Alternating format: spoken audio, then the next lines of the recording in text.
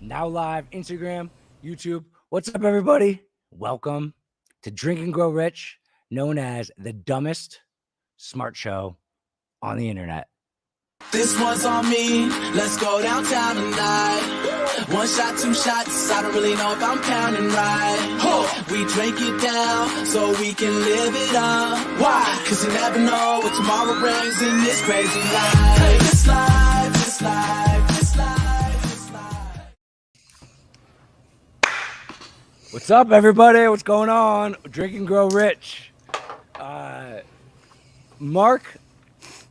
What's going on, man? Mark Merriwether Vorderbruggen, Ph.D. Say it. Vorderbruggen. Mark Merriwether Vorderbruggen. It's only 13 letters long. How can that be so difficult? Granted, most of them are R's in various places, but... All right, did you invite on here? I'm going to accept Yep, you. I should. See ya. Hey. All right, cool. What's up, everybody? I see Sarah Baby in here on Instagram. Sarah Baby's back. I just accepted you. There you go. All right. Turn your volume down. Cool. We ready to rock. Down. It's good to have a producer. Okay. So it is. Someone's volume's still on. You got your volume on your phone, Mark? I got it off here. Whoop, no, now I turned it all the way up. Let me try this again. How's that? Perfect. Testing. 1, 2, 3. Perfect. All right. All right. So we are on Drink and Grow Rich 2.0, featuring interesting guests, and we have a drink, and we just talk about the world, interesting stuff. And Mark, you also do a show where you drink coffee and drink beer live, right? Yeah, well, I do a morning show where I'm drinking coffee, and then a Monday afternoon happy hour show where I'm drinking $1 margaritas in a dive bar that happens to have Wi-Fi. So, and then all my fans and stuff can come out, and I will buy them a $1 margarita because I'm that sort of guy. What a good man. What a good man. So yeah, tell us about yourself. Tell us who you are. Tell us what you do. Tell the audience. Okay, I guess I will start in the middle. I'll steal from my George Lucas childhood. So I am currently a medicine man. I am an expert in herbal medicine, which goes back to my internationally recognized expertise in edible and medicinal plants, which is an offshoot of my childhood, which my mom hates that I know this stuff because she's horribly embarrassed that I teach people how to eat and use as medicine the wild foods around us because we were poor and that's why we had to do it. But my professional training, I am actually a Ph.D. chemist. I have a master's in medicinal chemistry and a Ph.D. in physical organic chemistry. I don't make molecules. I find a molecule that man or God has already made and find the best way of using it. But through that, I've decided plant medicine was the way to go. And I look at traditional medicines and look at the scientific research behind them, meld them together, and use them to heal people. That's cool. In a nutshell. That's so cool. And honestly, I'll be honest. Like, I still hear a little echo, but this, get your volume down. Turn You hear my. it? You guys hear the echo or no? I hear it. Let's see. The beauty of I'm the all live. the way off here. Okay. Yeah.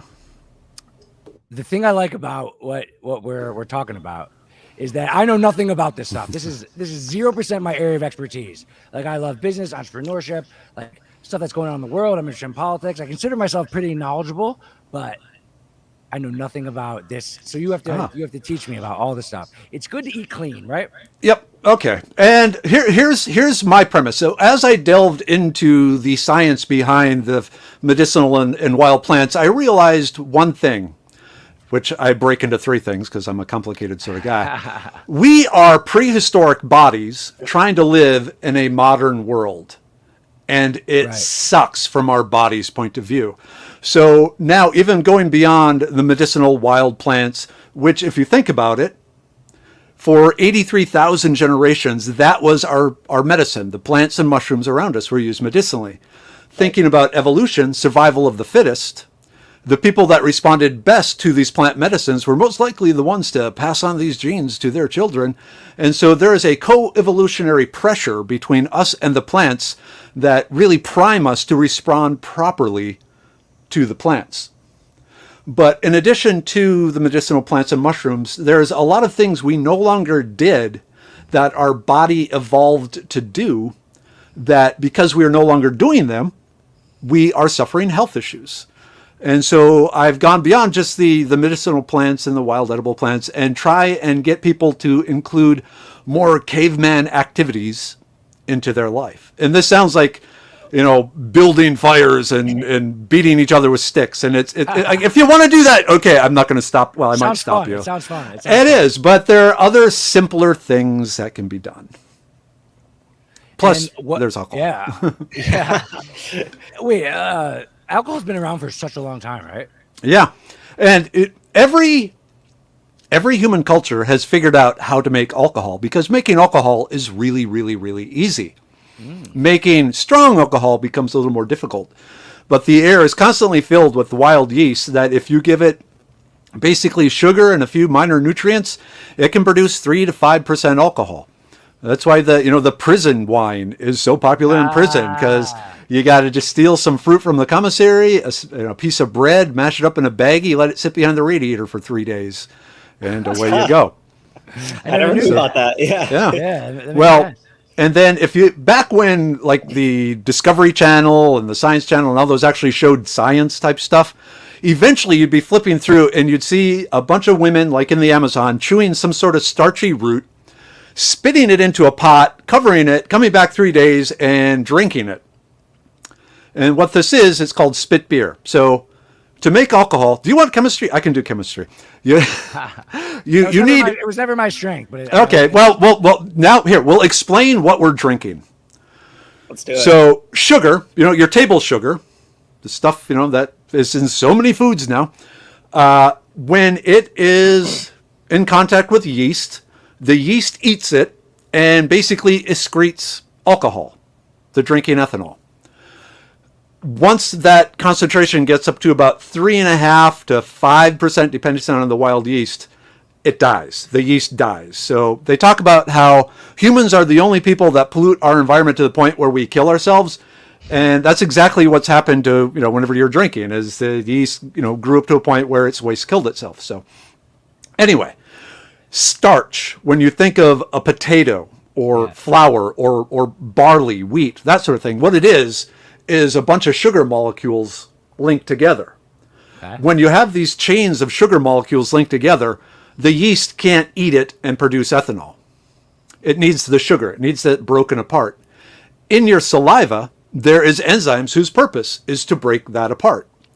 So by just soaking on a starchy root for a bit in the saliva in your mouth and then spitting it into your pot, along with the enzymes from the spit, it breaks that starch down into sugar, and then the yeast falls into it, and presto, we have alcohol.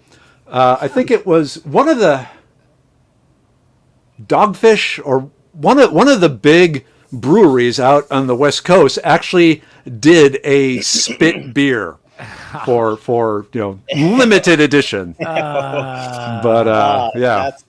Yeah. I don't know if I'd buy that one, but it was probably it's like a marketing thing. Yeah. I will tell you, if you're a home brewer but you don't want to share your beer, you can say, this is a new spit brand version that I made. Have you ever tried it? No. Well, okay. So what you can do to experiment with this is take a piece of cheap bread, or crackers, and just chew it up and just hold it in your mouth, and it will turn sweet. As the starches and it get broken down by your saliva, and it gets sweet, and now you have the sugar. And so at that point you can ferment it if you so choose. But you just gotta spit it out. My wife has certain rules on what I'm allowed to do and not allowed to do in the house. And I will say she's very generous in what I'm allowed to do, because I am a mad scientist among other things. But the spit crosses the line a little bit. Yeah. So like sugar is like the worst thing, right? Pretty much, yeah. So sugar's like natural though? Okay, so let's talk about sugar and cavemanosity and all this sort of thing. Yeah. So the earliest sugar that humankind was dealing with was honey, which is still sugar. It's from bees. Chemically, from bees. It's still sugar. It's from the bud of a bee instead of the But yeah, you're making that. The sugar beet, which a lot of commercial, the granulated sugar you get, actually came from the Middle East. When the Crusaders were going down to try and free Jerusalem, they discovered this wonderful, root plant, the beet, that produced a honey-like material. And so from that became really popular. And then the sugar cane from Asia was another source of the sugars. So those were our sources of sugars. All natural. All natural. Yeah. Made by plants. The problem is, going back to the caveman thing, let's talk about that then and where sugar becomes a problem. If you look at our prehistory, it was one of constantly being on the edge of starvation. And so we evolved to have senses or basically taste buds in our gut that when we eat something high in calories, such as sugar, such as honey, it triggers a signal from our gut to our brain that says, okay, this thing you're eating, eat a lot of it. Eat as much of it as you can because you do not know when you're going to get it again. And that served us great when we did not know when we were going to get it again. But now we have a package of Oreos sitting in the pantry. And you open it up, and suddenly the person has, I'm going to have 2 Oreos, and then they just glaze over, and their automatic system takes over, and suddenly the whole box of Oreos has been consumed by this. You can never just have one. Nope. The only way you can avoid it, because it is our caveman body saying, yes, this, more of this, not realizing it's real easy to go get. Right. So that's just one of the issues. I've heard about that one, and obviously we all understand it. That's why... they say America's like the fattest country in the world. I mean, that's a fact. It's like statistics. But not everyone's fat. All 3 of us aren't fat. So what do we do different than fat people? I mean, we just have a little more discipline. We move more, most likely. So another really interesting study, and now we're not going back to caveman times. Now we're only going back about 150 years. But when America was a very agricultural country, we were consuming the same amount of calories as most of the Americans are now, and in the form of really starchy, potatoes and corn and stuff like that. So nothing significantly worse, but we were so much more active. And not only were we active in a way that generated muscle mass. Like how? Okay, so if you've ever, baling hay, feeding the cattle, drawing water. Both my parents are in their late 80s. Neither of them, growing up, had electricity on their farms until they were 14. And so their water was a hand pump, and carrying the buckets in there, chopping wood. The Little House on the Prairie. If you look, none of the people in Little House on the Prairie were fat. Because they, not only were they, burning up the food and using a lot of energy, but by developing muscles burn more calories than fat.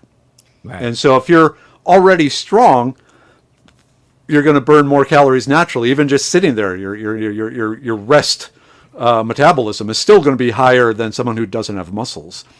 But they've shown, like our grip strength. Grip strength is a really good indicator of health and how much physical activity you're doing, the actual moving and lifting and carrying and wrangling cattle and all that.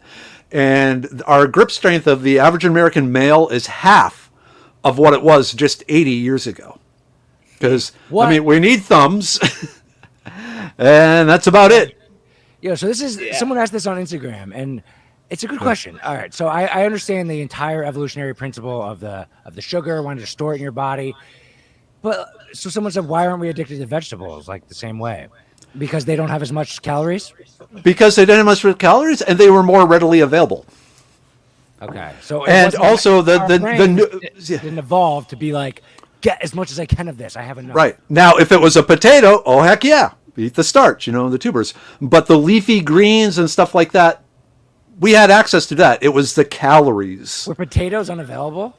Well, they were available in Peru and South America, but there are other tuberous roots and starchy roots and seeds, nuts, usually from calories, come from the seeds, the nuts, and the tubers of the plants. If you think about it, the plant has stored energy in the seed, the nut, the tuber that it uses to grow until it can do photosynthesis.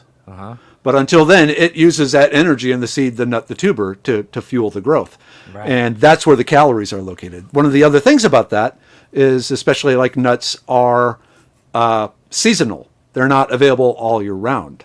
Where there's usually always some sort of leafy green that has vitamin C, vitamin A, vitamin K, minerals, that sort of thing. So that sort of stuff we had access to.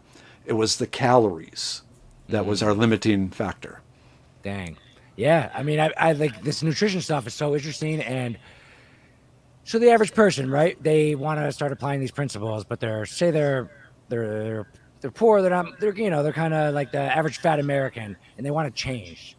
What should they do? Go get all their food from the ground? They have No. They have to get to work. No. Yeah. Before they even do that, just go for a walk.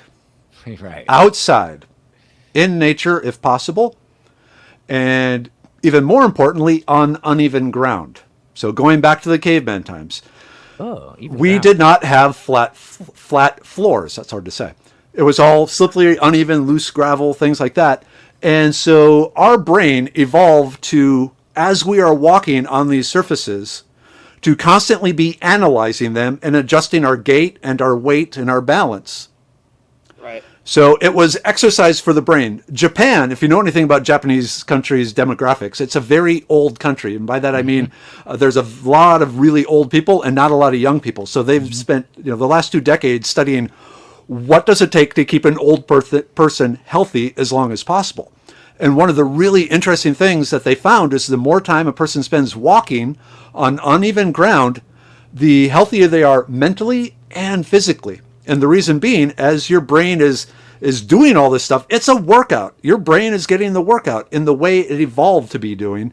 And so it keeps it stronger. Like any other muscle, you could do Sudoku or something like that. But walking on uneven ground is what we evolved doing. And it's giving the input to the brain. And it's going, yes, this is what I need. At the same time, your core muscles are becoming stronger because it's constantly adjusting and balancing. And your sense of balance improves. And where that comes into play particularly is you are less likely to fall and break a hip.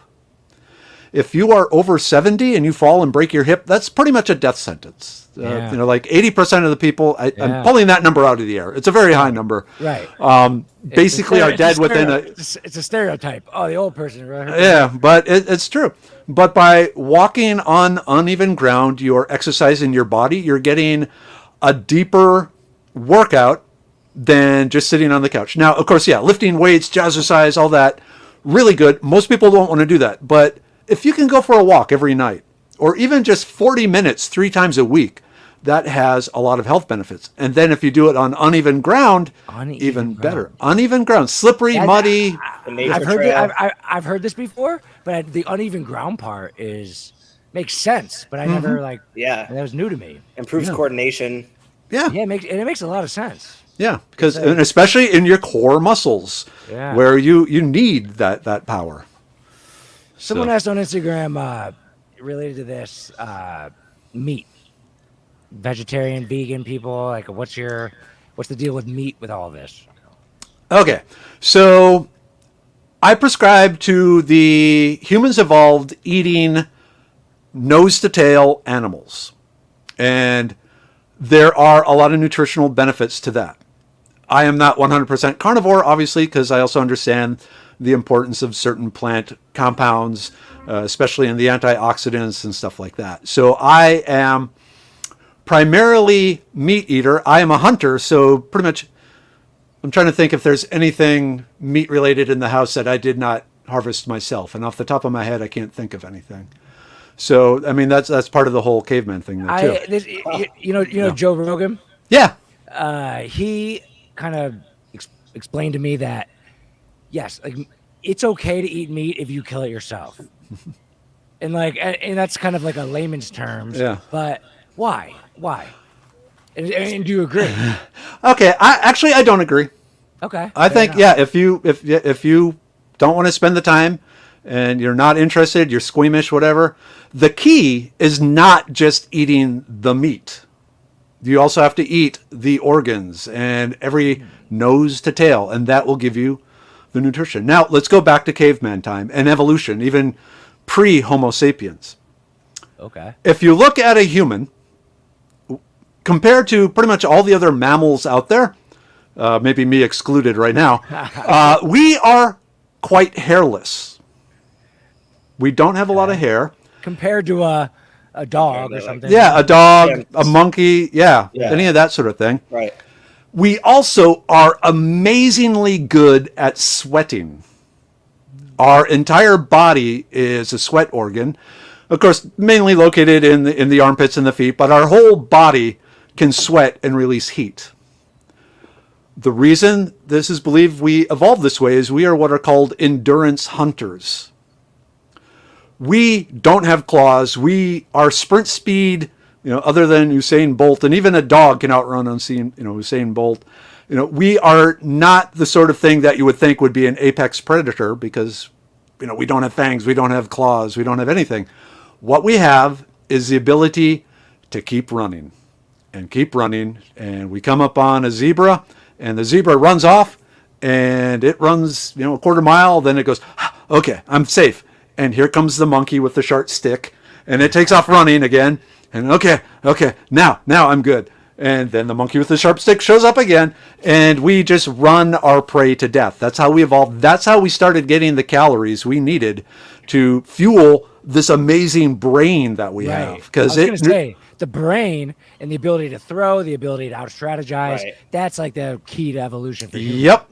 And to do that, we need a lot of calories to fuel this brain. And that was easily acquired from fats. From animal fats. Yeah, so. And then they couldn't evolve because we were eating them all. Yeah. And I mean, you don't need to be a hairless, sweaty, persistent hunter to get a carrot. You walk up, there's a carrot. I got it. Right. So I look at it from the evolutionary point of view. And you eat meat. Oh yeah. And you hunt. Yep. Dude, I am such a wimp. Like, I do not want to like go kill an animal, watch it die, see the blood, pick out the whatever it is, and then like skin it, and then like put it in my car, bring it home to my fridge. Like, I'm such a American. I did it one time. Wimp. I did it one time. Pat did it one time. Look at this. I'll tell you what. I'm yeah. I came prepared. I'm 1 for 1 in hunting. Went buck hunting one time, 8-point buck. Cool. 1 for 1. People are so mad because they go like so many times year on end and like don't get anything. And I went one time and then they got an 8-point buck. But I mean, like after that, like I just wasn't like fascinated by the process, like field dressing and everything. And I don't know. Yeah, that's a chore, but I'd rather do that than go to the grocery store. They sell it. I see, like they sell it at the grocery store for like really cheap, and like you could just go get it there. Yeah, and if go for it, to each their own. I will say here in Texas, one of the issues is we are completely overrun by feral hogs, which are completely destroying our egg. Oh yeah, I forgot. There's something like 26 million feral hogs in Texas. Hogs? Feral hogs. And these are 300-pound sharp-toothed beasts. Like, in what sense are they feral? Like they are in the parks, no one owns them. Are they kind of like bears? Like they're in the woods? Yeah. If they stayed in the woods, that wouldn't be a problem. But they come into the neighborhoods, basically. Well, for food, probably, right? Yeah, rooting things up. And dang. So there's a lot of that. Are you allowed to hunt as much feral hog as you want? Yeah, in fact, on private property, you do not even need a hunter's license. They're such a nuisance. Yep, there we go. Oh, yeah, wow. The thing is, they travel in groups of 14 to 100. So, wow. So that's so you can clean up then. Yeah. So and it's a losing battle. But yeah, the town next to us is called the Woodlands, and it's kind of a ritzy sort of town. I've heard of the Woodlands. Oh yeah, okay. They have a concert venue there. Yes, the Cynthia Woods Pavilion. It's an excellent place. They have a full-time trapper that usually gets between 40 and 50 pigs a week. I was from amongst. They must hire people to come and like alleviate the issue. Yep. What is, I'm assuming, like rifles? Okay, so pig are tough. They are designed to fight other pigs. So surrounding their shoulders and their organs, their vital organs, they have what's called the shield, which is a huge, thick, up to 2-inch thick piece of gristle. And a lot of bullets are stopped by that. So you need a fairly high-power rifle, or you need to be a very, very good shot and put it through the ear into the brain. So are hunting dogs used? that's the other way it is done. So there are a number of companies and private individuals that have trained pit bulls to go out, and the dogs, they work in a pack of dogs. The dogs are armored. They have armored shields around their neck and chest plates and so forth. I mean, it looks post-apocalyptic. Picture of this. Yeah, it But sounds yeah, like look at dog hunting. But then the dogs, they'll get a hold of the pig, and then you walk in with a knife and stab it through the heart. And the reason for doing this is it is more silent, and so you can sneak up on more pigs this way. Wow. Because when they hear the gunshot, one of the issues with pigs is they are very, very smart. They are. And if they ever get shot at, they know, okay. They also have really good noses. They have, there we go. Picture, but you kind of see the shield armor around and stuff. The shield. Yeah. That protects it from the pig. From the tusks. right. Yeah. Right. The pigs have these big, sharp tusks. Yeah. Yeah. Wow. So And so, like, what does it say about me evolutionarily that, like, I would not want to stab a pig in the heart? Just like, I don't even like putting bait on a fishing rod. oh, that means I'm fascinated in this stuff, but I'm a tough guy, but I'm just a wimp when it comes to like putting bait on or killing a fucking pig. Like, well, think about this. If you weren't doing that, that meant you were probably from a line of priests or rulers. oh, okay. And check to see if I'm still on the Instagram live, because it just said something no, about. you're not. Yeah. You So wanna call back in. how do I do that? I got a couple. I guess probably go to my profile, click on my live, and then Okay. and then ask again. Oh yeah. A couple people asked me questions on here. Someone said, I just finished making some dehydrated liver. Ooh. Let's see. There we go. Dehydrated liver. Yeah, I don't know about that. Yeah. So one of the big growth markets in the dietary supplements is the desiccated beef organs. And so the brand I eat is Ancestral Supplements. They get their stuff from New Zealand, and they have beef organs. They have, hello, I'm back. Can you see me? Because I just, okay. Yeah, you look cooler on YouTube. Everyone goes over to YouTube. You got the caveman here. You got the green screen. But dude, well, people are into this stuff. This is this is so interesting. And like I've heard, well, maybe we'll talk about history a little later. I love history. I love evolution. I love how humans got to where they are, and it's so cool how it all ties in. Like in eating natural makes complete sense to me that it's healthy.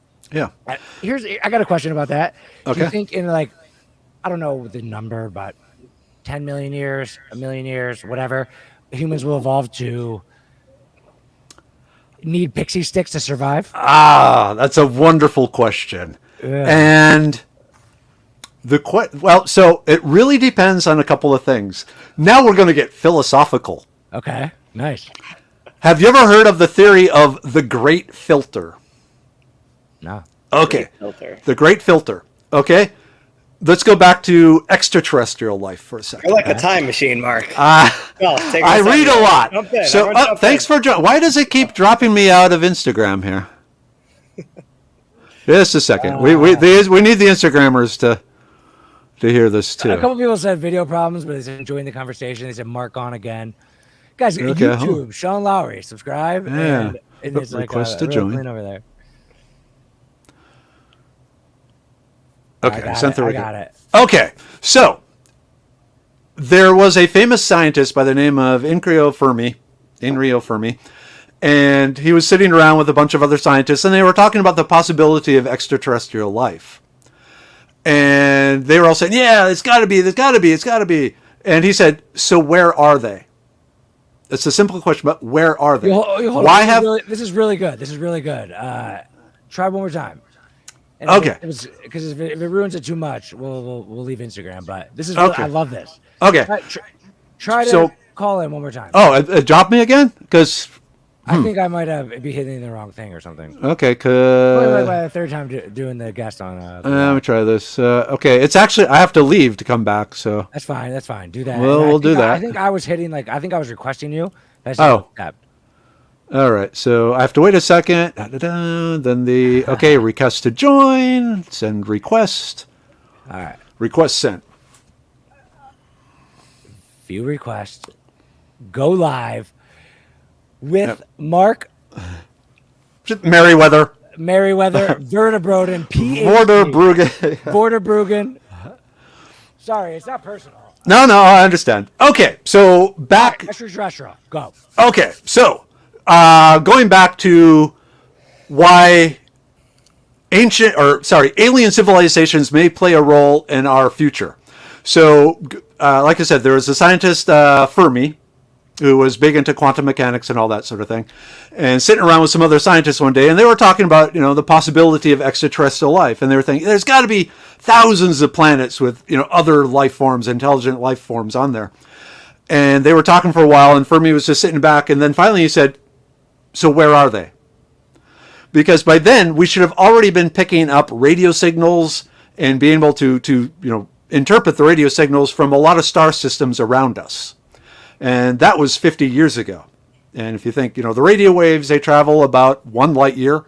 They travel at the speed of light. So we should have picked up signals from a lot of star systems already if there was intelligent life there. But for whatever reason, the more we look, we don't find anything. There's no sign of anything. Now, it could be that we are looking for something too similar to us. There might be big gaseous intelligent blobs floating through space, but from an evolutionary sense, that'd be difficult to come up with. So the working theory is what's called the Great Filter. And what the Great Filter is something that either prevents intelligent life from forming or wipes out intelligent life before it can be around for very long. So ways of preventing it from forming, it could be that, so here on Earth, you had single cell, amoeba sort of things. And then one day one ate another, but instead of the food one dying, they said, well, let's just work together. And you had the first multicellular life form, and it just grew and grew from there. And so it eventually led to us. So it could be that it was just such a random chance of evolution that it's never been occurred anywhere else, in the galaxy, in the universe, or it's such a that's what I believe. That's what I believe. So, it's just that sort of thing. Or, so there's that filter, that intelligent life never evolved anywhere else. The other one is intelligence life forms and then quickly wipes itself out. Either through nuclear war, artificial intelligence, wiping them out, or, some sort of thing like that. But long story short. Quickly, in a human sense, is like maybe hundreds of thousands of years or millions of years, right? Well, no, less than that. But yeah, we'll say 500,000, 500,000 years. So we're doing pretty well. We're doing pretty well, because as far as we can tell, there's no one else as advanced as us in the universe. So, because one of the theories is that something prevents it from happening, or maybe not prevents it actively, but something that occurs that keeps intelligent life, or has prevented intelligent life from forming to the stat that we are. In the rest of the universe. So the Great Filter, it basically filters out the intelligent life and maybe even lower life forms. So where am I going with this? You talked about, in 500,000 years, are we going to, evolve to use pixie sticks and artificial food as our thing? Yeah. If If we make it through the big filter, who knows what we'll do? So we could, if you really want to scare yourself, go onto YouTube and look at some of the problems with artificial intelligence and how they can actually wipe out the human race accidentally through kindness and thinking they're doing the right thing because they have. I've seen the Will Smith movie. Yeah. Wait, so making it through the big filter as the current race, like, what would that look like? Would that be a discovery? Would that be a geographic accomplishment? No, it would be more of a time accomplishment. Time accomplishment. Yeah, that we just kept living.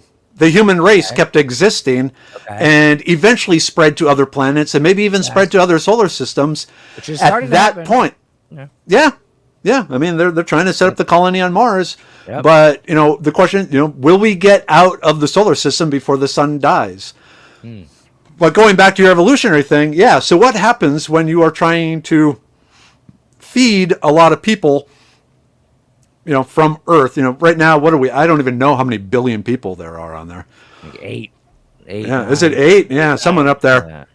Now, believe it or not, we do still have the technology to feed a lot more people. if there was less corruption and other issues on the planet.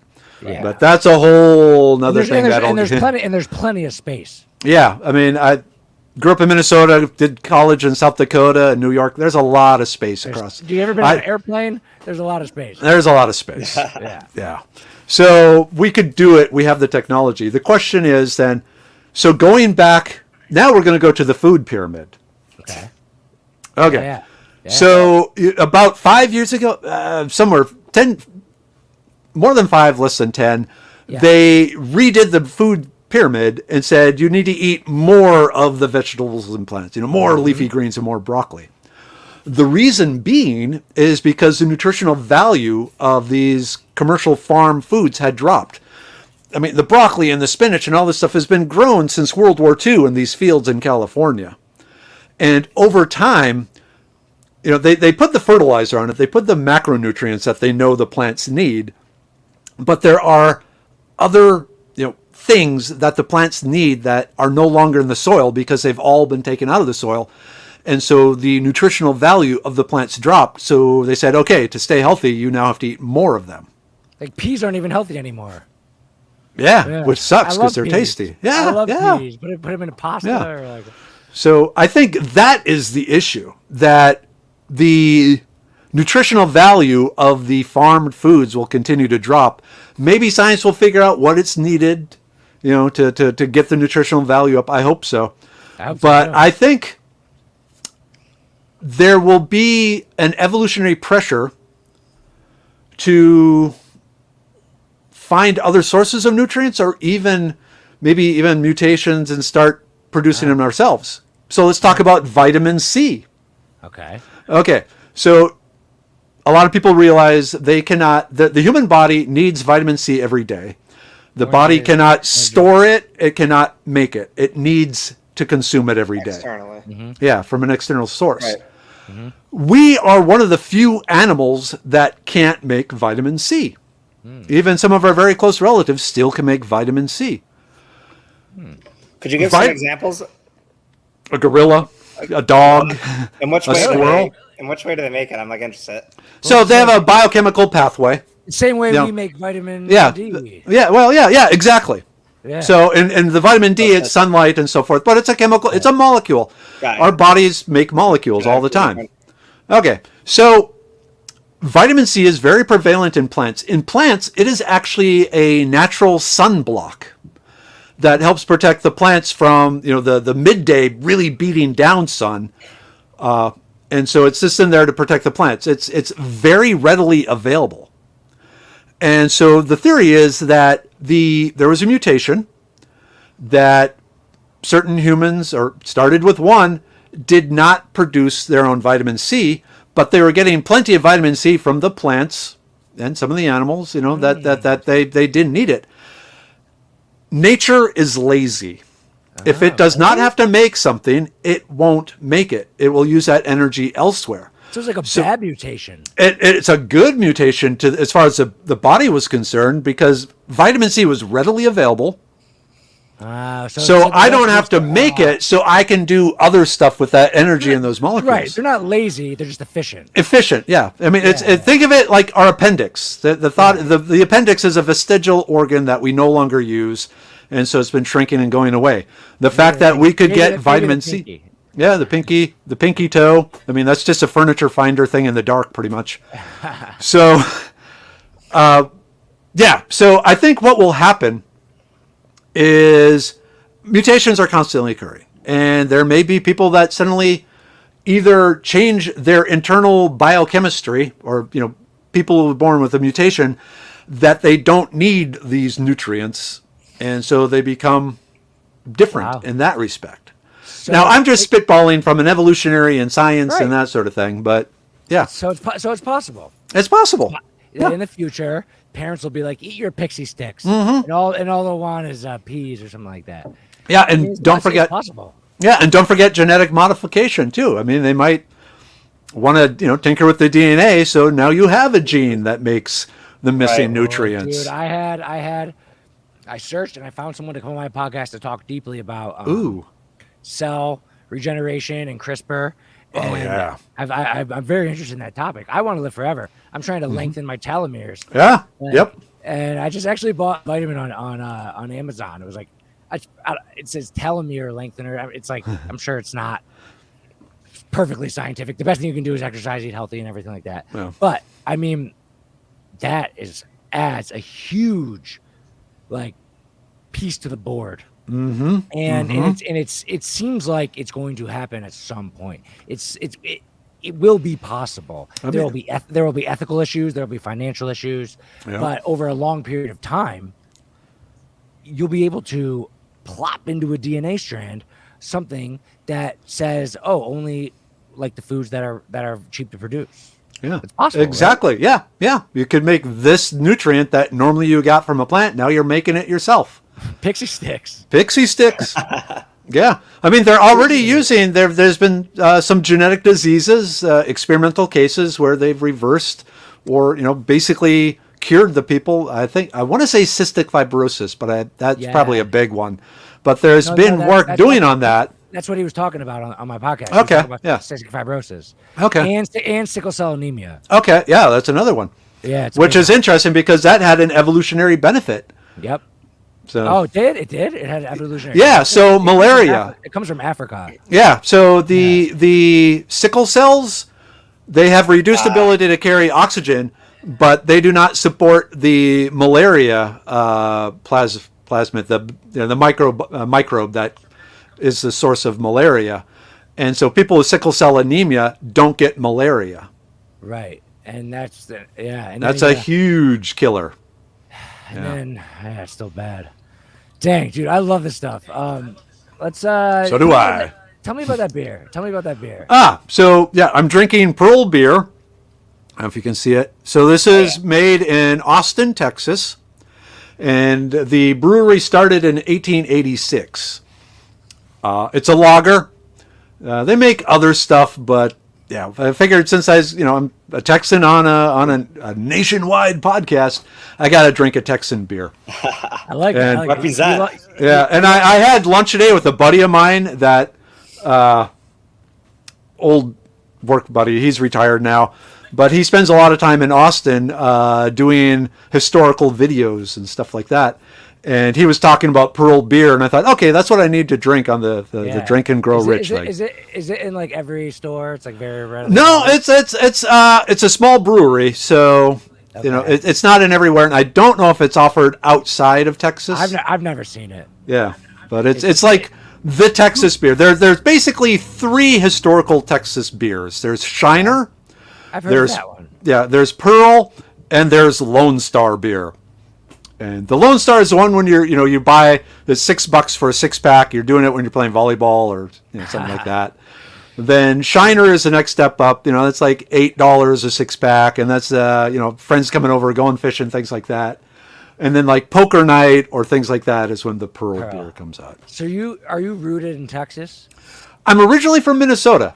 Oh, you said that. Yeah. So, and that's where I grew up. Like you were born and grew up in Minnesota. I grew up, yeah. So I was born and raised in Minnesota. At age 18, I moved to South Dakota to go to school, and then from there, I went to New York for way too much more school, and then I moved down to Houston. It's like, oh yes, this is where I need to be. Okay, so you brought yourself to Texas. Okay, technically, it would be the woman I was in love with brought me to Texas. There you go. But let's see, are we 23 years married now? Something like that. And same wife, same woman. Yeah. So it's worth it. Yep, totally.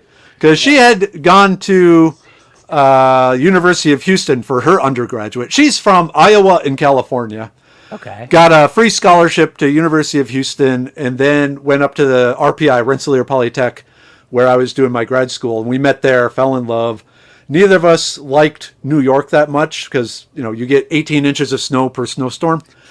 And she said, Houston is nice. And we moved to Houston. And 2 weeks later, I got a job and love it. Yeah. We have palm trees. Yeah. I grew up. And hurricanes, but. Yeah. I grew up in upstate New York. Oh, where? Syracuse. And then Yep. Very snowy. So you're, very yeah. snowy. Yep. I live in Chicago. And then I'm kind of like a Philly guy. And now I moved to Charleston, South Carolina, And weather was a big factor in that. Because I can believe it. From a Minnesotan, yeah. Yeah, you know Minnesota. Yeah. You love Texas? I love Texas. Like Austin is hot. Austin is kicking it right now. Yeah, that's where everyone from California is moving to. Right. That's a huge thing. What's your feelings on that? Tell us what you Moving on. Okay, the question is, you have to ask yourself, why are you moving out of Texas? And why are you moving out of California? And is that what you want in Texas? Right. And if that's what you want in Texas, why did you move out of California? Right. It's politics. It's a lot of stuff. Yeah, right. I mean, they both have good weather, and California's awesome. It's California. The weather there. Coastline, San Diego. The weather there's the best. An hour to the beach or the mountains. Yeah. But there's something, that just makes people think. It raises a level of entitlement in people. Yeah, it does. It does. And Texas is not like that. So, and like Minnesota, very, very liberal state. But a long time ago, I figured out, if you're into the Lord of the Rings, Minnesota is the Shire.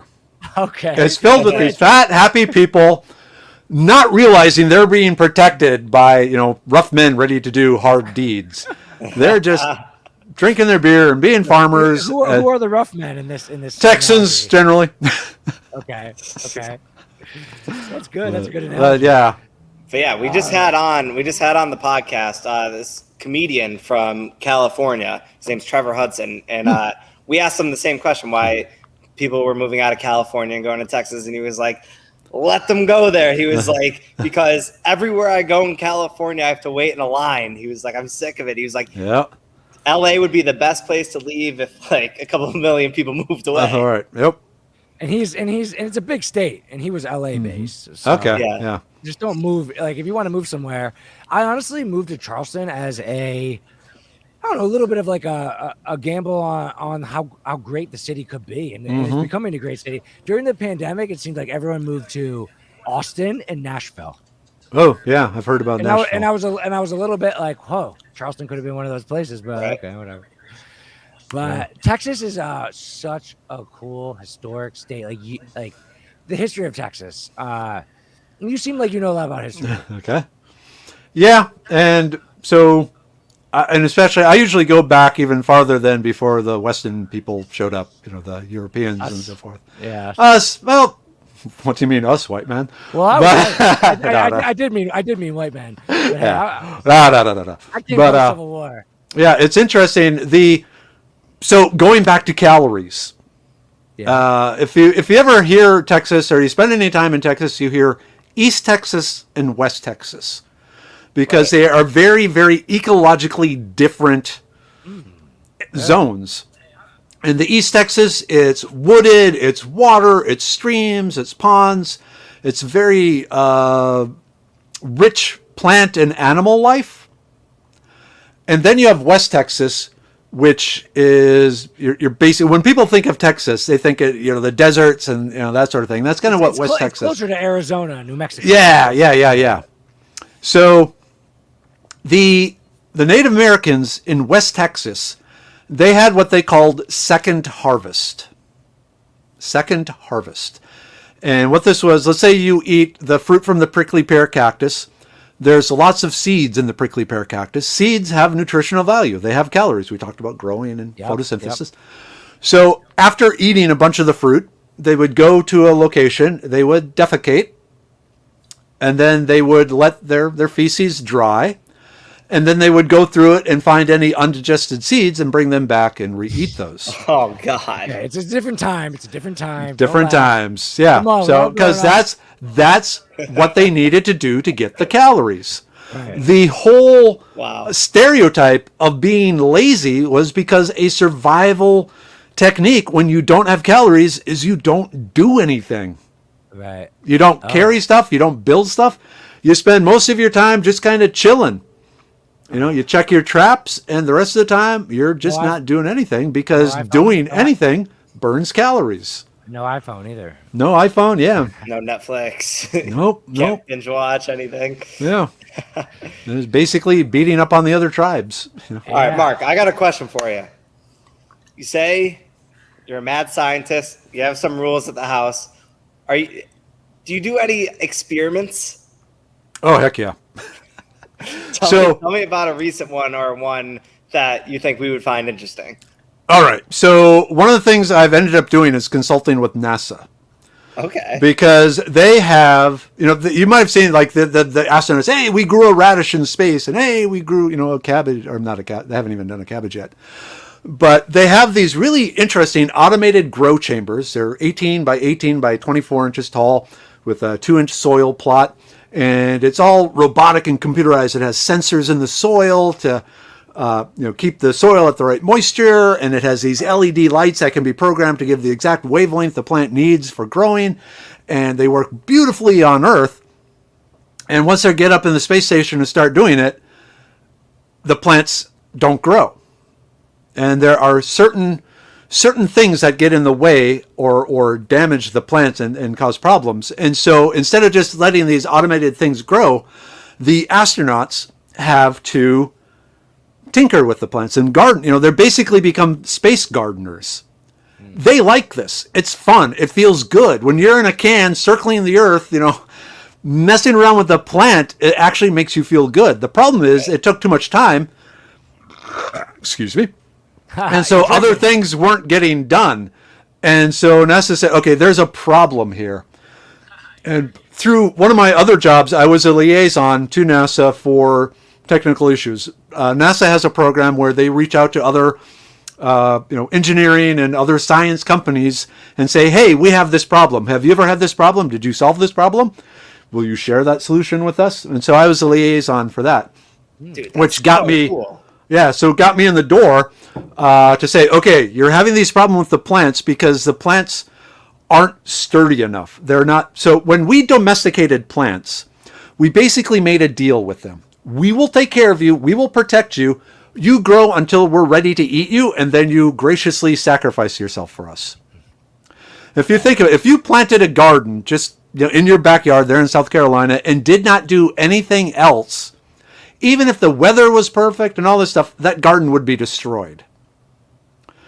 Weeds would move in, things would eat it. It just could not survive because it needs the gardener to protect it. And you think in space, there aren't squirrels going to eat it. There aren't, bugs, there aren't caterpillars. What's going on? Well, there are different problems in space that the plants were not ready for. Okay, so one of the really interesting things that was completely unexpected was in zero gravity or microgravity, the immune system of the plants turns off. Now, plants do have an immune system. They have a lot of what we call nutrients, or actually the chemicals they found helps protect them against different either bacteria, viruses, or predators or things like that. But that system shuts down. Now, you would think NASA, all clean rooms, sterile, all this. Right. The International Space Station, after 20 years, is filthy. Think of people living in a trailer house for 20 years with no way to open the windows and air it out. Right. So there's a lot of problems with mildew and bacteria and stuff like that is attacking the plants because these domesticated plants, they don't have a strong enough immune system to protect themselves against it. Wow. But I thought it was like a enclosed, like controlled environment. No, because it is open to the atmosphere of the space station. Oh, so it's not like it's not an aquarium. It's more like a shelf. Got it. I was more envisioning like a secluded room. Nope. Type in a bunch of passcodes to get into. No, think of it as like a whole bunch of shelves with 18 by 18 by 24 sections with all these LEDs and pumps and so forth. Got you. And So say it was secluded from everything else. Do you think that they would still have the problems with like because I guess gravity would be because here's another problem, and this is an engineering problem. Okay, now we got to talk about carbon dioxide.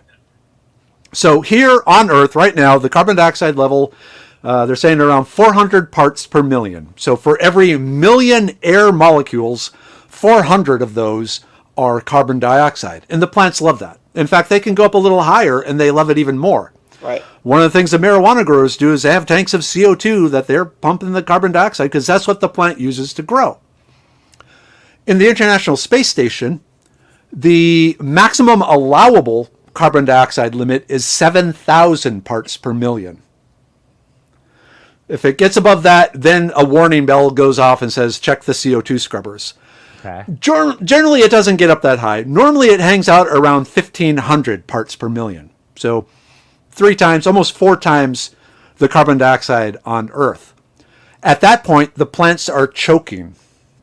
They can't handle that much carbon dioxide. Oh, so there is a limit. Really? There is a limit. It's like trying to drink from a fire hose. Yeah, we need water. I didn't know there was a limit. Okay. Yeah, I didn't know that either. Drinking from a fire hose makes perfect Yeah, sense. that's what's going on. Yeah. But if you had it in a sealed container, here's the other issue. So open, they're getting too much carbon dioxide, but in a sealed container, They're not going to get enough. they're not going to get enough because they will use up the carbon dioxide right around them. But because of the microgravity, you don't get the same diffusion. And so you get pockets of... There's no circulation. Exactly. The Right. astronauts, when they're sleeping, they need a fan blowing on their head. Otherwise, the carbon dioxide they exhale just forms a bubble around their head. And then they suffocate. So they need that moving around. Now the problem becomes, okay, so we put fans on the thing. Do you remember, you both look young, I don't know, the movie Alien, back in the Sigourney Weaver? I know the general. Okay, well, I think the I've seen it. tagline, do you remember the tagline? In space, no one can hear you scream. Okay, that plays a role in some of the technical problems because in space, it's a vacuum. One of the big technological issues on the International Space Station and spacecraft in general is venting excess heat. Every electrical device, every pump, every fan, every computer, even the LED lights, they produce heat. Right. And it can get very hot very quickly because the only way you have to get rid of that heat is through what's called black body radiation. Here on Earth, the heat from our body, it just kind of radiates. It goes to the air. It heats up the air raises up. The hot air becomes less dense, so it raises up, and cold air comes in. So we have this circulation of cooling air around us at all times.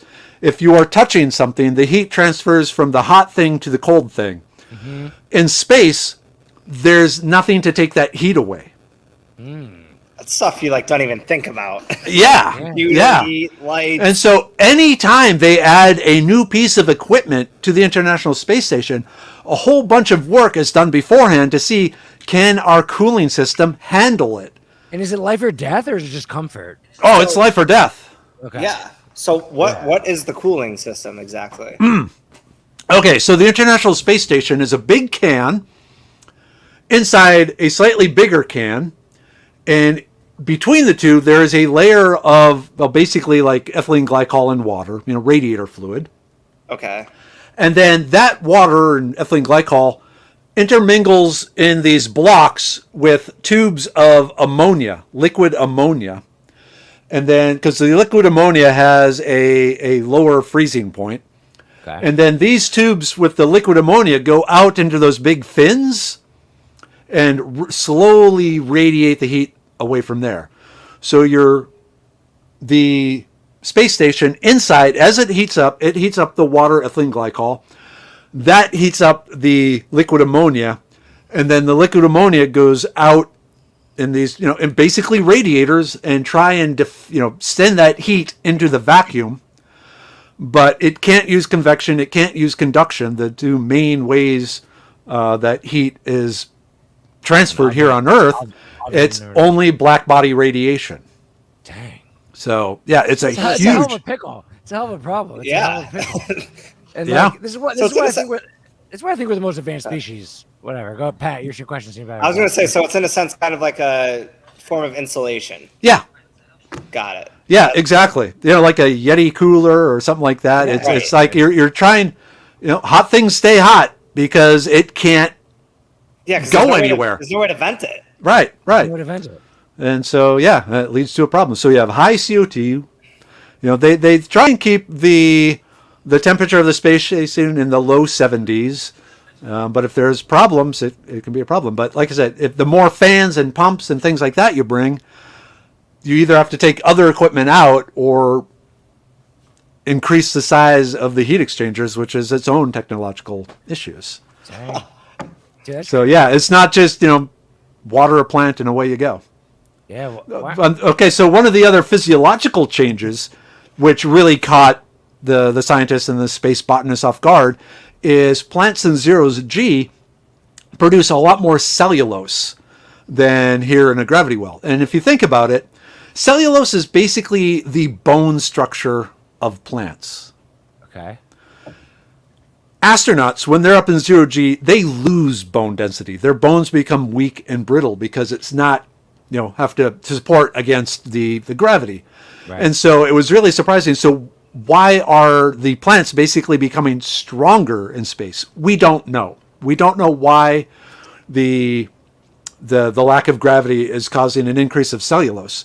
But to think about it, another name for cellulose is plant fiber. Plant fiber makes sense. Fiber, yeah. Okay, what happens if you suddenly get a massive dose of fiber in your diet? Poop. Poop. Pooping in space is not easy. And there's vacuums and sealants and stuff like that involved. And so, and you also... It's such a problem. It's all of this is so... We're only like a little bit out into the Yeah, we're like 65 miles up. Yeah. And like we're just trying to like figure out like So- this basic stuff. Yeah. Now, like the Mars colony and lunar colonies, at least there's gravity and ways of venting the heat. We got that, but yeah. What's the biggest problem about Mars? Ooh. Okay, so Mars is farther away from Earth, so it has less sunlight, Okay. but it does not have a magnetic field around it. Remember, the Earth has the magnetic shield, Right. which blocks the solar radiation. On Mars, there's nothing. It's like the same as far as sunlight.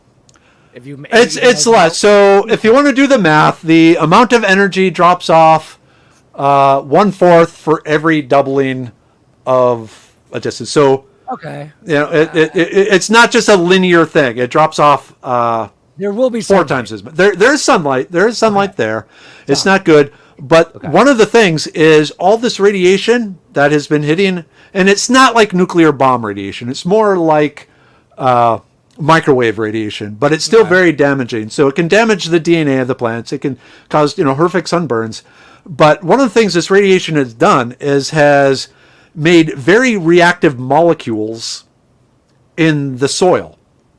The soil of Mars is very corrosive to organic matter. So if you saw The Martian with Yeah. I always get the two confused. Matt Damon? Yeah, Matt Damon. And he's sticking the potatoes in the Martian soil. Most likely it would be like sticking the potatoes, maybe not quite in a bottle of Clorox bleach, but up there. You have to neutralize the oxalates. Well, not the oxalates, the oxides, the perchlorates, and that sort of thing. So It's livable. It's livable. You could do it. You could do it. I think personally, mushrooms will play a big role in that. Really? And then also there are plants in pretty much everywhere in the world. There is plants, and so picking like out in West Texas, we have these Drummond's onion. It's a wild onion. It's a little tiny onion. Makes a little tiny bulb. Very, very nutritious, both edible and medicinal. And I think, it's an onion. It's a wonderful little cocktail onion. Cool. So long story short, that's what I think would be a good thing to try and grow. But I have bags of simulated lunar soil and Martian soil. So it's not true lunar soil, but there's a company it's an organization called Exolith, that supplies NASA with the synthetic Martian soil and lunar soils and things like that. And so I got a couple of bags of that.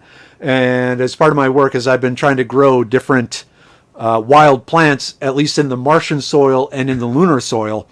And right now I'm very proud because I have Mo the moon onion. It's not the. You named him? Oh yeah. Oh, he has an internet following and everything. Yeah, Mo the moon onion. You gotta send us a picture. Okay. Yeah, he's. I'd have to run downstairs and get him. But yeah, he's a wild onion grown from seed in 100% lunar soil. Nothing but spring water to water him. There's no other nutrients and stuff. But like, haven't we learned that the like synthetic replication of space on Earth, it doesn't work? Yeah, but it's a start. It's better than nothing. Yeah, at least we can find out. So part of the project was to find different things that we can supplement the soil with. Okay, it's a starting point. Yeah, and so. All right, so all the astronauts. But right now, the control. All the people on Mars will have bad breath because they're going to be eating onions. Yeah, but so be it. We'll genetically modify. No, we need the cysteine in it. But anyway, sorry, going chemistry for a second. Dude, this is. I love this. I love this stuff. This is like not the thing I think about every day. Yeah, but going back, it's the primitive plants. Okay, earlier I mentioned the carbon dioxide level usually averages around 1,500 parts per million on the International Space Station. If you go back to dinosaur times, that is actually what the carbon dioxide level was on Earth. And that's when we had the big, giant plants. Not a lot of those plants are still around, but there are some. Like what? Like onions. Ah. And a few others. And so some of the smaller sort of things may be able to handle that higher CO2 because way back in their ancestral past, they had to deal with it. What would be for plants, you said there's a breaking point for CO2. What would be the CO2 for humans on Earth? Okay, so I mentioned the 7,000 parts per million. Right. As that's where the warning things go off. According to NASA, the astronauts, until it gets above that, just deal with it. Don't worry about it. So we'd be able to survive the 1500 dinosaur era. Yeah. Yeah. However, above 1500, the astronauts can actually tell what the carbon dioxide level is by each other's attitudes and moods and grumpiness and things like that. Because once you start getting above 1500, people start getting irritated. They just become a little touchy, a little sharp. Why is that? No one knows. Just I haven't figured that out. That's crazy. Yeah, but they can tell when they need to check the scrubbers just by snapping at each other and things like that. Yeah, just by arguing. Now, according to the NASA, so 7,000 is when the warning lights go off. In an extreme situation, they can go up to 15,000 parts per million for short periods of time. So 15,000. Is that okay? Is that? That's really high. Yeah. Dude, oh man. This is dude, this is not a question, it's just a comment. I think all of the stuff we said, you guys don't have to respond, is why humans are the most advanced species in the galaxy. Neil deGrasse Tyson said if there's aliens on our planet, we would take a picture of them. Everyone has a cell phone. All the pictures are off the tins. We seem like we're figuring it out better than anyone else, and we haven't crossed paths. But damn, dude, oh man. It's not easy. But radio waves, they travel, and like I said at the beginning, among other things, I'm a ham radio operator. Oh, and so I always like to know. A man of many talents. Yeah, but my wife won't let me use a microwave unsupervised. My voice is on its way to the stars, and I just think that's kind of cool. And there's a thing called slow scan TV where ham radio operators have figured out how to basically digitalize a picture and send it out, to other ham radio operators, and then they can decipher. We are nonviolent. We are humans. Yeah, unfortunately, a lot of things that are out there are like war movies and things like that. I got a question for you about evolution, and you talked about the body. We went from pixie sticks back to potatoes and everything in between to where we are now. Right? The body, the the culture and the times move faster. The industrialness moves faster than the evolutionary body, right? And you study it deeply on a nutritional level. Not just a whole physiological and mental, but continue. Okay, so my question was about mental. Ah, What are the biggest flaws in humans' brains that are lagging on from evolutionary times? okay. Let's not call them flaws first, but Okay. Okay, so okay, That yeah. might be like, that's So a me thing, yeah. yeah, okay. So one of the big things. Let's talk about attention deficit disorder type stuff. Okay. And it's basically the brain pacing in a cage because it doesn't have the stimulation. They've shown, especially with kids, if you take them again out into nature, not just a concrete path walking past some trees, but out into the woods or out into a prairie, off trail sort of thing, for about 40 minutes, 3 times a day again, the symptoms of the attention deficit disorder drastically are reduced. This goes back to the brain has evolved to constantly be scanning the environment, not just with our eyes, but our ears, our nose, our skin. If you think about it, we got the hair on our skin. One of its things is it helps us tell which way the wind is blowing. We need to know which way the wind is blowing so we know which way we need to sneak up on the animals, or if it's a possibility of an animal sneaking up on us. So our brain is designed to be out in nature constantly analyzing all this input. If you're sitting on a couch watching YouTube videos all day, you're not getting that full body, full sensory input that the brain evolved to analyze. And so it's like if you don't use it, it turns to mush. Or it starts finding... Does it? Well, it doesn't physically turn to jello. It's already jello, basically. But yeah, it goes away. it does. It does. If you do the IQ tests and stuff like that, Is that evolutionary? it's just the opposite. It's not so much evolutionary, but it's like any other muscle. Anything. If you don't Any muscle ever. Yeah, if you're not using it, you lose it. Right. And the same with the brain. Right. And we don't, and a lot of people don't have that. Like nature, like that's why we love the ocean, right? It's why we love the idea of a road trip, the idea of the open window. It's very human. It's very human of us. And we don't get a lot of that in our modern day world. And a lot of that is our own choice. I mean, pretty much every city has parks, even little parks, and even, just getting into the grass barefoot, with the trees. So picking up a stick. You said earlier that I was from like kings and royals of the evolution or whatever. Possibly. I'm not sucking up to you or anything like that. No, that's how you put it. But like, I think the evolution, like you can create that like happiness like in your head of being on the open road. And is that a skill or is that like a trait that you're born with if you're further along? Like, I mean, I'm a happy person. My mom said I was born happy. My brother, she said he wasn't born happy. Nature versus nurture conversation. It's like you need that feeling of freedom and the nature and the hairs on your arms and going out and looking at the ocean. Is that something that can be genetically modified with like plants, or does that have to be like from reality, or does it depend on the person? Okay, so what I'm going to answer that with is called a SWAG, SWAG, scientific wild ass guess.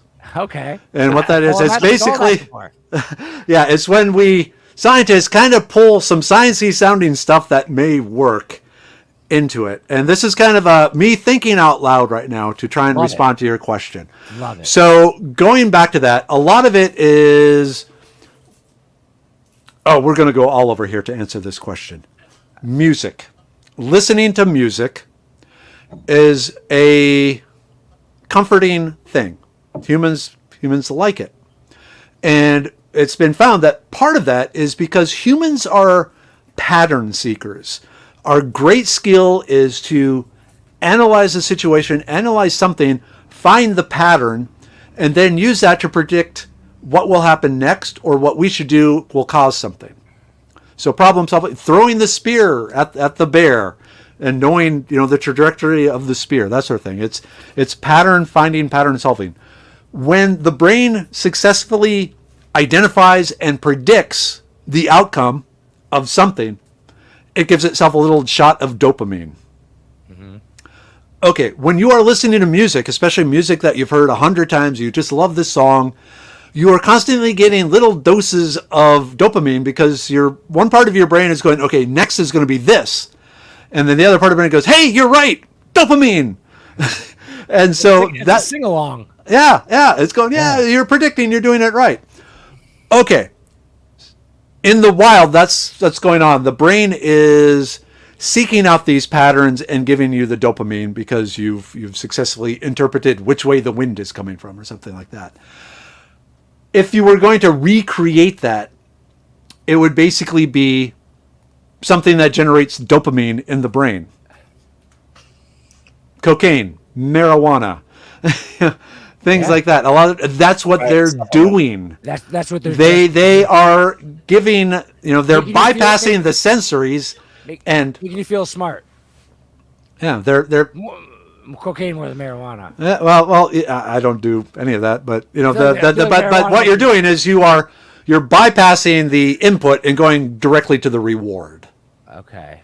And so, I mean, if a purely scientific way of, and if that's what you wanted, that's you don't have to go out in nature. You just have to. It's like skipping all the necessary steps to. Yeah. Now you're going to suffer in all sorts of other ways. You're going to suffer because your prediction will be wrong the next time. Right. Thinking that you just nailed it. Yeah. Oh, I figured it out. Yeah. Well, I didn't. But then if the next time you trigger yourself to be like, now I have another pattern to figure out. It's like egotism. Mm-hmm. And it's interesting. And it's like if the goal is happiness and wiring the brain and stuff like that, it's like, I mean, the number one thing when you think about the brain evolution is fear. Fear. The sticks, you step on a stick, snaps, people are scared of that. Yeah. Well, right? Yeah. And fear drove us to create things to protect us. Yeah. Whether it also led us to not die. Yeah. Oh, fear is a very important emotion. But it's because exactly right. It helps keep us safe. Right. The problem is, like you said, we seek out things where our ancient bodies believed a lot of stuff was a threat that is no longer a threat to us. Right. So it is still looking for a threat. And then someone says, oh, you know what's a threat? This is a threat. And the body goes, oh, yes, that must be a threat. Because it's looking, it is programmed, it evolved to seek out and identify threats, whether they're real or not. Right. That was good. That kept you alive. Yeah. And then you could procreate, pass that along. That's evolution. Mm-hmm. And then we still have it. We still have it, just like the food. Yeah, there's a really good book called The Gift of Fear, and we just went off the Instagram here again. I don't know why. Get me back. Let me redo this. It's like, why doesn't evolution speed the hell up?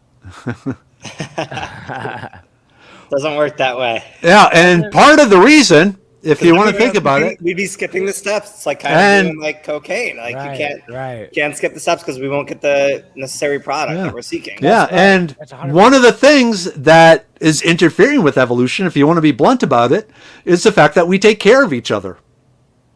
Tell me if this is what you mean by that.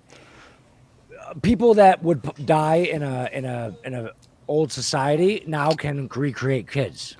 Correct. Is that what you mean? Exactly. Correct. So, like, evolution's over, I think. It's slowed down. The dumbest people in the world can have, like, 20 kids.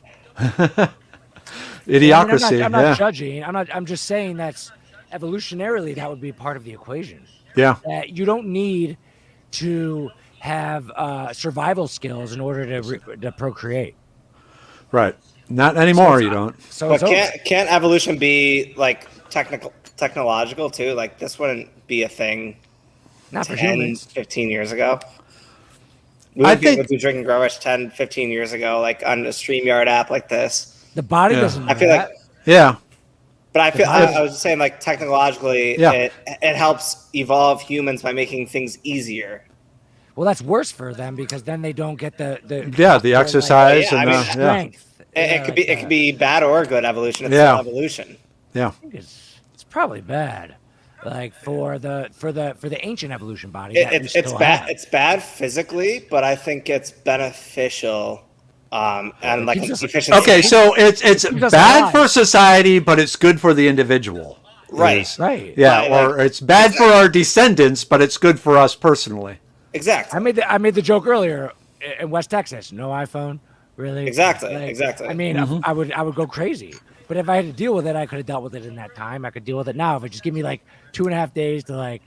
Because you know it would be way harder for you to like make that transformation because people back then they didn't know about iPhones or anything like that. That's all they knew. But like you living in today's day and age would be so much harder because I don't want to walk and like pump this water and bring it back in the house. And that's the thing. A lot of our stuff was to make our life easier. Exactly. But because that's what our brain does. We solve problems. Right. But the end result may not have been as beneficial for the human race as a whole. Right. Because we are weaker. We have more mental illness. We have more what I call lifestyle issues. The cardiovascular disease, the diabetes, that sort of thing, high blood pressure. Yeah. We're more prone.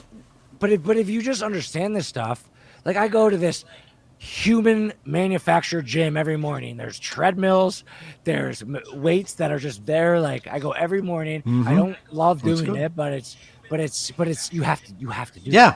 Yeah. And I know that, and I understand it from an evolutionary perspective. So I'm like, God damn it, I'd love to not do this. But yeah, that couch is really comfy. Yeah. But it's like, do I want to be fat and stupid, or like it's just not that hard to go to the gym, and like that is not an evolutionary brain. That's a modern brain talking to an evolutionary body. Yep. And like that's, I think that's like good. It's good for me, but everyone goes so many people go to the gym. Yeah. You take the modern day situation that the brain has the input to, and then you put it through your evolutionarily wired old school body, and you just live in the modern world, and you have to exercise. All we can do. Yeah. You gotta exercise, dude. It's so important for like mind and body. Important. Yep. I don't even care about my fat little beer belly. I care about my mind. That's why I work out. I work out for my mind because like you need to. Yep. And now I'm gonna go walk on some uneven platforms later too. Yep. Do it. It's good for you. Yeah. It helps the brain. Pat, you got anything you want to hit? Go for it. Go ahead. If you have one, go for it. Do you have something good or something bad? I got one more. I just want to know what all right. So I just want to know what a day in the life for you looks like. Okay. Good question. So the alarm clock goes off at 6:25. I get up. I do a bunch of push-ups. I turn on the water in the shower, and before it warms up, I jump in. And let the cold, because there's what's called intermittent cold exposure. Very uncomfortable. Tell me something. Very uncomfortable. Okay, so there's been a lot of health benefits going back. Going back to the human race, we have survived as Homo sapiens 12 ice ages. What? We are designed for cold weather, and there's all sorts of different biochemical processes that are triggered that improve our health by exposure to cold. 12? Where were they? Everywhere? Yeah, all over the world. What? Wikipedia. Yeah, you'll find it. Yeah. It's crazy. I didn't know that. Yeah. Yeah. The general status of Earth is more ice than hot. But anyway. Okay. So why does that benefit us? Okay, so we evolved to live in a cold environment. Right. And so one of the things it does is it causes our mitochondria to produce more energy. Okay. Which is good because you have more energy. It increases our sex drive because you got to reproduce. It helps clear out plaque and other bad things in the body. It triggers the liver to do more processing, to get more, and your digestive system to produce more digestive enzymes to suck every last nutrient out of there. But yeah, there's intermittent cold exposure. So you're taking a cold shower. Or exactly. So I got the cold water going. Eventually it heats up. Or do you do kind of the first you do like a 25% cold shower. Yeah. You turn it on. You stand under there. I stand it. Oh God. Yeah. You see, I don't know if I'd want to do that the first thing I do in the morning when I wake up. I don't think Mark wants to do it, right? I don't. It's like going to the gym, though. I mean, I don't want to be doing the push-ups, but I know I need to. Right. You got it. Okay. Try that. Yeah. So then I shower, go down. I make my coffee. I make 2 eggs with a whole bunch of cayenne pepper, some black pepper, some turmeric, and some other helpful herbs. Then I start the donut shop at the beginning of the world over on my Foraging Texas thing. Do that until 8 o'clock. And then I go up and I start answering the emails and do all the medicine man stuff, work on the formulations. At lunch, I go basically strip down to shorts and sit out in the sun, eating my apple and some chunk of meat and getting my vitamin D. And then I go home. Since I'm the cook in the family, I'll start cooking whatever. Right? Like I said, I got deer, I got venison. Well, deer and venison is the same. I got a third of a cow. I got, I don't know how many pigs in the freezer. So cooking something up like that. Answering some more emails, doing blog posts, doing that sort of thing. So it's an intermix of caveman stuff and computer stuff, because I got to do the computer stuff. Around 9:30, I do my 2-mile walk at night. On uneven surface. Well, this unfortunately is a sidewalk, but there are places where I can do it. So there is an easement, a natural gas pipeline easement. The problem, because I usually don't get out until night, and here in Texas we have fire ants, which are wee wicked beasties. So I don't get as much uneven ground as I would like, but I do try and go barefoot. I do go barefoot. You walk? Okay. Yeah, but it's a 2-mile. And then one of the things I'll do as I'm walking, there are different places where I live in a safe neighborhood, so I can do this. I'll stop and close my eyes and then inhale deeply and work on my sense of smell. So trying to smell the different smells. Not necessarily identify what's creating that smell, but trying to identify how many different smells I can smell in this location. Wow. And then I'll walk a little bit more, close my eyes. And also while I'm doing my eyes closed thing, I'm also trying to figure out which way the wind is blowing.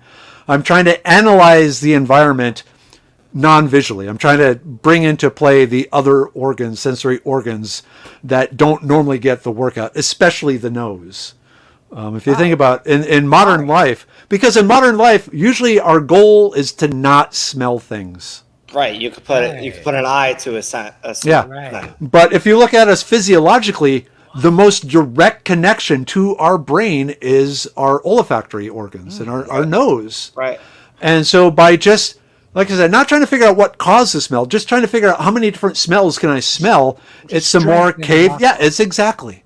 Yeah. It's just giving that brain that input that it evolved wanting. Interesting. Then also I will do the throwing stuff at things. So I'll pick up pine cones and as I'm walking, Really? picking up the pine cones, you're getting tactile. You're sending nerve impulses to your brain. But there's some really good studies that have shown the more time you spend throwing things at stuff, the better your brain develops. When my kids were very young, I had them. It was a nightly thing. They were throwing beanbags at a bottle on the other side of the room, and they got a nickel for every time they hit that bottle. I have this rule in my house, and it's we're not allowed to hand anything. Well, right now it's just me and my wife. Maybe we'll have kids one day, but like I say, we're not allowed to hand stuff to each other. We got to toss it. We got to. I never knew that was. I just. If you look at throwing and catching, I love throwing and catching because we evolved to do that. If you look at our musculature and our joints and so forth, we are evolved way better to throw things than any other primate. They're monkeys throwing poop, but the actual power throwing, throwing stone enough to kill something. Off your foot, that is uniquely human. That is one of the things that made us. It is so good for the brain, and I truly believe. My wife may disagree with me, but I truly believe a lot of the ability that my daughters have with music and dance came from that early exercise of throwing things at stuff. She says no, they're just good. Throwing is very good. Dude, I love one of the things I I talk to a lot of senior citizens groups, and I say, learn to juggle. Oh, it's a hard one. Just juggling. You're throwing to yourself. It's good workout, but it's hard, but it is doing all the same sort of things as throwing stuff. Yeah. The only other way you can throw to yourself is with some type of wall and the correct ball. Yeah. It's the only other way you can throw to yourself. Yep, but juggling works, and I think juggling is even better because one of the things your brain, so this is really interesting. The only two animals that they've proven can actually calculate a parabolic arc is humans and dogs. Okay. Because dogs have been with us so long that a lot of dogs, catching the frisbee in the air, they can predict where that frisbee is going. Yeah, and they can run there, from quite a distance because of hanging out with us. Because we were throwing so much stuff at things. Yeah. Wow. I'm going to go just throw something after this. They need, in the gym, they need a juggling area. Where they have like different, you start with like the marshmallows, and then you get the juggling is not a bicep curl because a bicep curl anyone can do at a certain weight. Juggling is more of a skill. Mm-hmm. Well, there is after about 5 minutes of it, you will realize there's no way. I've been trying to juggle for forever. Yeah, not really not that hard, but like the third ball that you throw from your one hand to the other hand while the other, it's not that easy. It's like I could do it one time, and can then you I'm juggle like, that? I could do it one time, like that, and that I could do that motion, and then I'm done. Yeah, that fall apart. Practice more. Train the brain. All right, learn the muscle skills. This is dude, like Pat. We were like, I don't know about this Mark guy, but this has been awesome, man. And like, I've literally learned so much today. It's like not even funny. Oh, cool. I agree. And yeah, Pat, he doesn't know much. This is big. Don't be. Just kidding around. I got a last question for you. It's probably the last one because we've been talking forever. I can tell from your being how smart you are, and like that you and that you know a lot about history. So just like, what's your favorite part of American history that you would just like to talk about? American history. Okay. American history. Yeah. The Constitution of the United States of America. The document. It is a brilliant work based on study. The people that wrote these, old white males, they don't know anything. No, these people were experts in the history of the world. Of governance. Governments and what goes wrong with governments and how governments can screw people over and, keeping all the small. It is the most amazing document that humans have ever created. It was for the world, the last chance for a block of land. Mm-hmm. Because there was no other, maybe like a small Antarctica, maybe, but maybe, but that's not that very habitable. It was so lucky that they thought Christopher Columbus thought he was going to India. Shows up in Virginia, where the hell he was, or whatever, and then there's this land, and then we get a fresh start at governing, because governing, the hardest thing about it is a fresh start. Yeah, because even in China or Europe, like there's baked into the culture and baked into the laws. Old stuff. Well, they had just watched the French Revolution, which turned into the Reign of Terror. Well, they copied us. And they didn't do it as well. No, they didn't. Because it wasn't fresh. It wasn't fresh. There was baked in old stuff. Mm-hmm. Dude, I do give obviously them so much credit. Yeah. If you really read it and understand it. Also lucky though. Sea to shining sea. Mm. And then you and Clark, Yep. We had discovered all the animals, and dude, obviously I'm biased.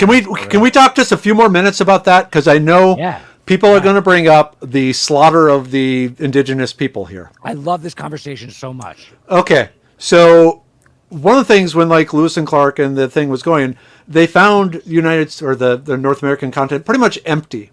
Even the Pilgrims at Plymouth Rock, the country was empty because at that point, the issue was when the Western people, came from Europe, they unwittingly released all sorts of diseases onto the people. There was genocide, there was torture, there was all sorts of bad things like that too. But a big part of why the land was empty is because the Native Americans did not have the ability to resist the diseases coming from Europe and the rest of the world. I want to point out that that would have happened if it had been the Chinese finding it, if it had been India finding it, whoever found it. Part of the issue, the people that settled the North America first was actually a very small group of people. So the genetic variation was actually very, very small. If you look at Native Americans even now, they are much more similar genetically than your average German or Irish or anything like that. And so they did not have the resistance to these diseases. So it was a horrible tragedy, but there was no plan. It wasn't like humanitarian. It wasn't like the freaking Holocaust. Not even close. Yeah, it was more, if anything, it was like the Black Plague. Yes, which no one liked. Yeah, or COVID now. Yeah. So. Yeah. And I'm fascinated in the history of the indigenous people because I love American history. It's like the slam at it took over the land. It's like, well, tell me what you think about these thoughts. It's like, all right, the Trail of Tears, right? Bad thing. The one thing people don't know is that there was court cases. Like they had lawyers. They had I guess like in this modern times you might call them liberal lawyers. They had defendants against. It was like a court case, and it took like a couple years to come to the conclusion. And it wasn't like a bunch of angry white men with knives saying "get out." It was the government. Right. It was the government, and the government handled it semi-professionally in the fact that it wasn't just like a charge of men. It was thought through in a court process with a jury, just like America. Yeah. And then the other thing is,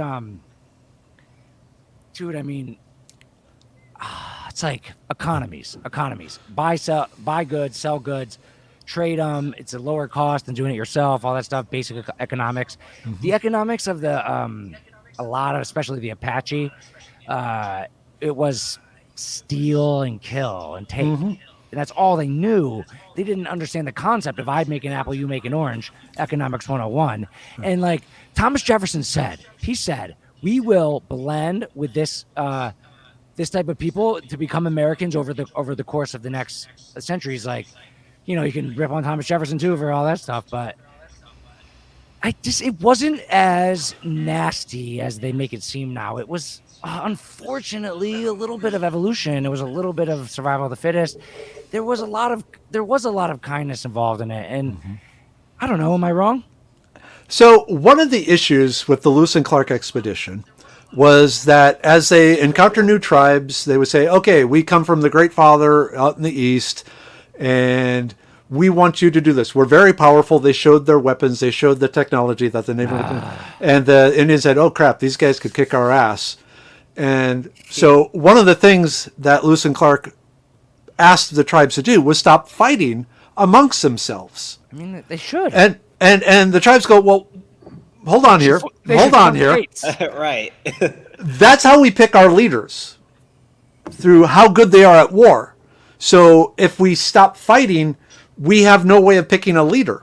What the democracy? It's like Wakanda, in the Black Panther movie. Yeah, it is like Wakanda. So But all right. I will say it. The Europeans' way is better for humans of all kinds. No. Okay. That's judging. Okay.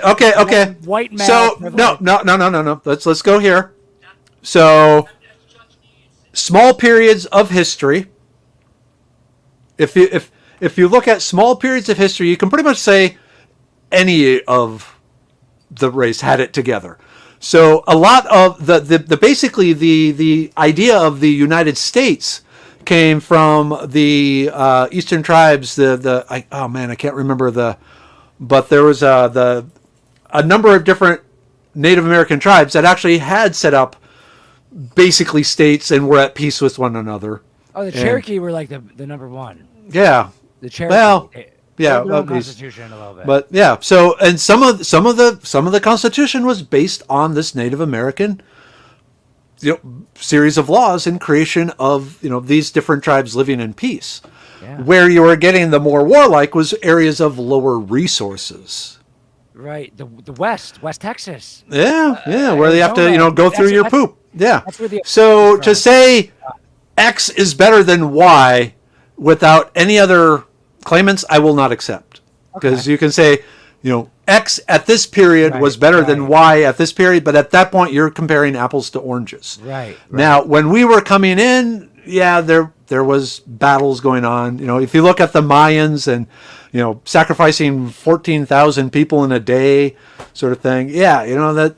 But one rule I've assigned myself is you can't judge the past by modern standards. You can use it as you can't even judge your decision yesterday based on the information you have. I mean, like I said, there's a saying: the past is a foreign country. They did things differently there. And so once you accept that, it's not a judgment. It's not a judgment. Right. It's just like I feel like I don't know.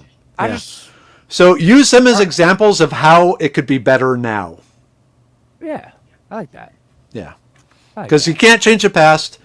There's no point criticizing the past. Some will do it, but let's move forward. And there's a science fiction trope where you step on a butterfly, you travel back in time, step on a butterfly, come back, and everything is completely changed. So just this little thing has a huge effect. And something I keep telling people, okay, think about this now. What little effects can you do now that will have a huge effect in the future?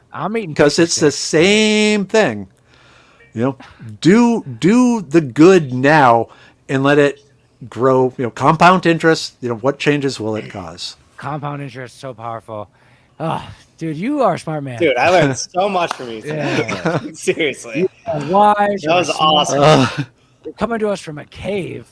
The cave, yeah. The I like the cave. The time machine in the cave from Mark Merriwether. All we have is our brains, and like the evolution is like kind of explains it, and like it's you are at the root of that, and so much more. And I appreciate you. And thank you. I'm trying to get this information out to everyone that can. That's my way of doing, throwing the stone and watching the ripples grow and trying, 100 years, 200 years from now, who knows how good the human race will be because they've started to pay attention to what they were and what they need, use that as the baseline to do a lot of stuff. To not kill ourselves. Yeah. Avoid the great filter. Right. Yeah. All right, Pat, you sign us off and say his full name. All right, everyone. This has been the world's dumbest smart show featuring Mark Merriwether, Vorderbruggen, Ph.D. This has been Drink and Grow Rich, guys. Thanks for coming. This one's on me. Let's go downtown tonight. One shot, two shots. I don't really know if I'm counting right. We drink it down so we can live it up. Why? 'Cause you never know what tomorrow brings in this crazy life. This life.